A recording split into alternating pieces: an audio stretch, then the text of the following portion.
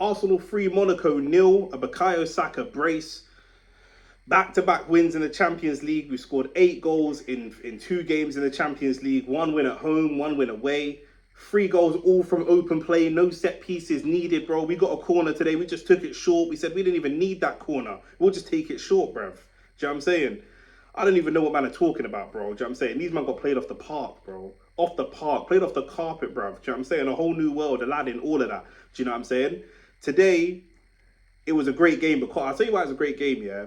We dominated these, man. But there were spells where they were competitive. There were spells where, the first 5 minutes of the game, they came out aggressive. The last 5 minutes of the first half, and then in the second half, they came out aggressive again. And I said, right, that's probably going to last like 5-10 minutes. They tried to sustain that aggression. They caused us some kind of worrying moments, but they couldn't really finish. And ultimately, we just slowly picked them apart. Do you know what I mean? I think the management was very, very good. And one thing that this game shows, yeah, is that we can rotate this team. It's not perfect, and it might be a little bit ugly, but we can rotate the team if we need to, because right now we have Ben White, who's injured, Timber just coming back from injury, Tomiyasu out injured, Calafiori out injured, Gabriel out injured. Do you know what I'm saying? So that defensive structure is decimated, in it. Do you know what I'm saying? Like, we started off with Thomas Partey, Lewis Skelly, Kivior and Saliba, which as a back four, yeah, it's not dead, but it's not great, in it. Do you know what I'm saying? So, and Lewis Skelly was a little bit shaky. Thomas Partey was brilliant. Kivior was okay today, but we know he can be shaky. He's the guy that the other teams probably saying they want to get at. And what we did today, they had kind of a team of players in it. They weren't big, strong guys. They were a team of like good technical players. And so we put out a midfield of Marino and Rice, and I just felt like, bro, that midfield's on lockdown. Like, nothing's really getting through there. And that's basically what happened, bro. Nothing was really getting through, to be honest with you. Do you know what I mean? I thought Martinelli was very good. The finishing still wasn't good, but the confidence slowly coming back, getting the ball, driving, being progressive. That's the first thing I want to see from this team. We want to go out and be attacking. Let's go and be progressive. Same thing with Miles Lewis-Skelly. Can you go out and be progressive? Same thing with Jesus. Jesus getting a start. I thought he deserved it.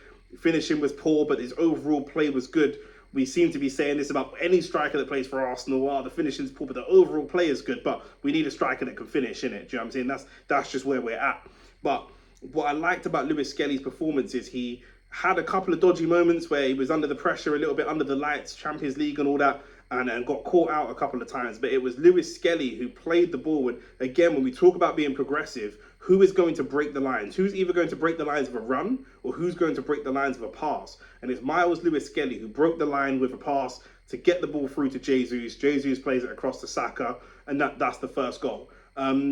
I thought it was a very, very good performance from him. Like I say, there were some dodgy moments in there, but that was good. That's actually going to help his development. We don't want him to just come through and just be perfect, and then when he faces adversity, he can't handle it. It was the right amount of challenge for Lewis Skelly to come through. Kivior, Saliba doing what they do. Thomas Partey at right back was fantastic. Thomas Partey was like a shout for man of the match, dictating the play, and I saw a different level of maturity from him, bro. Do you know what I'm saying? I saw a different level of maturity from him where normally, or what we used to see from Thomas Partey, is he take on one man and then he try to take on another and he try to take on another, like Bonnie Blue. He's just trying to take on too many men. Do you know what I'm saying? But what he did today was perfect. Do you know what I'm saying? I'll drop the shoulder, take on one, release the ball, and wasn't running himself into trouble. Just had a mature performance. Martin Odegaard back to his best, just playing passes that the opposition can't see. They have no idea where the passes are coming from. Do you know what I'm saying? Perfect. And Rice, I've been on to Rice for a long time, and I've been saying to him, I want to see you be more progressive. When you get the ball, when you look up and you see space,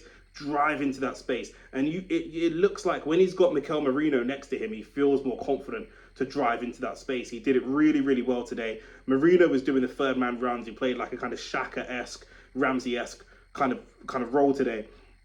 The frustration with Merino is that he understands that position. In my opinion, he understands the number 8 position better than anybody else. Better than anybody else in our team. He understands positionally exactly what to do. He just isn't technical enough. Do you know what I'm saying? The passes are just a little bit over hit or a little bit under hit. The finishes aren't right, but he understands it. Do you know what I'm saying? And that is just such an awkward place to be in. But he's a very good number 8 placeholder that we will have to probably replace in a year or two. And that's just what it is. Saka, Jesus, Martinelli. Martinelli and Jesus, I said at the beginning of the game, I like seeing them play together. If Jesus is going to start, I want to see Martinelli starting because they complement each other really well. They have very, very good chemistry. We saw it happen. We saw the link-up play they did a couple of times. I think a couple of the goals were offside. Jesus, again, still just not quite a natural finisher, but his overall play was very, very good and well-deserving of some applause. And then the management. We got to 60 minutes. It looked like their pressing and their aggression wasn't going to like let up. I thought it was going to let up. It didn't. They just kept coming and kept coming and kept coming. So we made the subs. Martinelli was very, very lucky to be on the pitch. He was on a yellow. Possibly should have got a red. He made a couple of fairly rash challenges. Luckily, there was cover. There was other people around. You know, these men take into account all these things when it's a second yellow. You know, maybe just on the edge of not getting a second yellow, but very, very lucky. I think Monaco can be pretty pissed off about that one, but manager takes him off, gets Trossard on again. Trossard comes on, does what he does. Off the bench, he's much better than when he starts. Jorginho comes on for Rice, brings a little bit of calm to the game. Timber comes on as well for Lewis Skelly. And those changes just give us a bit of fresh blood, give us a little bit more control. Do you know what I'm saying? Like I say, Jorginho is someone who can control the game.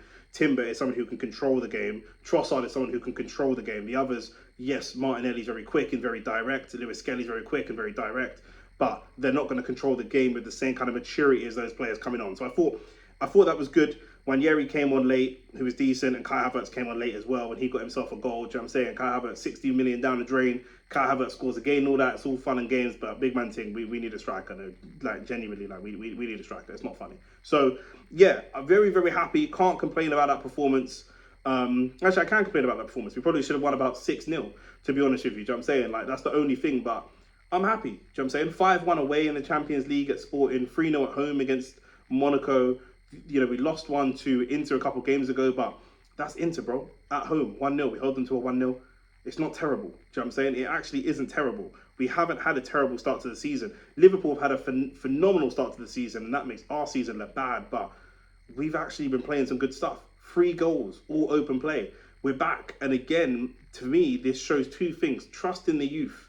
Trust them. Do you know what I'm saying? It's Miles Lewis Skelly who helped us get on the score sheet in the beginning when we were kind of struggling to break them down and struggling to really get on the counter-attack. They were attacking, but we couldn't transition into a counter-attack quick enough. It was Miles Lewis Skelly that helped us do that. The other thing, rotating the squad. Rotate the squad. Do you know what I mean? This game was a good game for someone like Jesus to come in, but yes, rotate the squad, try different things, make it happen.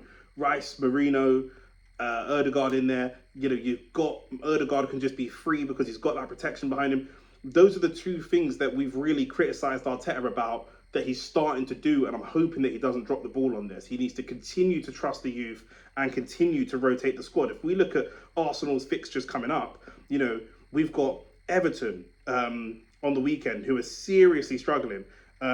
They've got 1 win in 5, Everton. Do you know what I mean? That's our next game. We could get some youth players into that game. We've got a quarter final in the EFL Cup against Crystal Palace, and then Crystal Palace in the league, and then Ipswich. Those next 4 games, we can do a bit of rotation. We should be able to rotate the team. We should be able to get Lewis Skelly and Ethan Nwaneri into minutes to give our prime players a little bit of a rest and a little bit of a rotation. And then when we get to January and we get to Brentford and we get to Brighton and we get to Manchester United and we get to Tottenham and we get to Aston Villa, these players should be fit. We should not have these players running to the ground. We've got a bunch of people that are in the bottom half of the table, a couple of teams scrapping for relegation in the next couple of weeks. Let's rotate the squad. Do you know what I'm saying? But in terms of today, listen, Bukayo Saka, bro, he does this. Champions League goals, open play goals. Man, I talk about corners. Corner. Man, don't need corners, bro. Do you know what I'm saying? Less of the corners, bro. Do you know what I'm saying? Less of the wire. Avon Barksdale and that. Do you know what I'm saying? Open play goals. That's what we got today. 3 of them. What are you talking about?